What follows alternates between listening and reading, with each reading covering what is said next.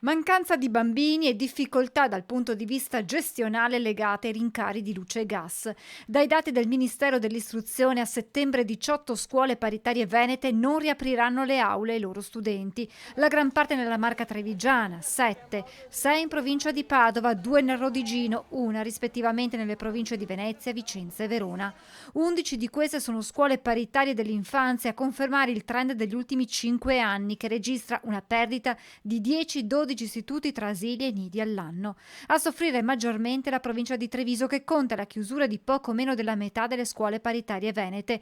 Nel dettaglio, a settembre la campanella non suonerà nelle scuole dell'infanzia paritarie Angelo Toso di Casiera, Angeli Custodi di Morgano, Dottor Bernardo Brunelli di Miane, Maria Immacolata di Vedelago, l'Istituto Tecnico Tecnologico indirizzo Meccanica, Meccatronica ed Energia Cavanis, Collegio Canova di Possagno, il Liceo Classico Europeo con opzione giuridico-economico Brandolini Rota di Oderzo.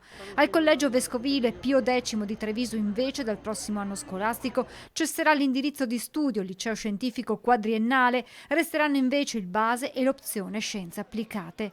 A pesare su queste scelte sofferte, da un lato la denatalità e la conseguente carenza di studenti, dall'altra i costi sempre più elevati che pesano sulle casse delle scuole, soprattutto per le realtà più piccole di nidi e materne paritarie.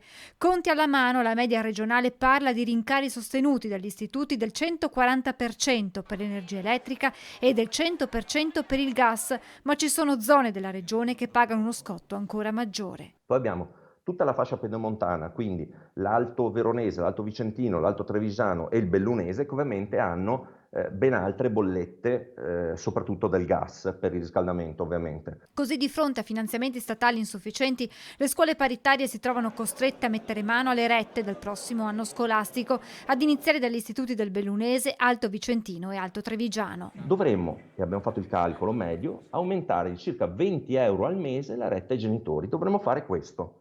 Lo dovremmo fare sicuramente dal mese di ottobre in avanti fino ad almeno a marzo, nelle parti di territorio veneto dove il riscaldamento andrà in tutto questo periodo qua. Sorte simile per tutte le altre scuole dell'infanzia paritarie. Faremo lo stesso aumento, di circa 20 €, non magari da ottobre, ma partiremo a novembre. Non appena accenderemo il riscaldamento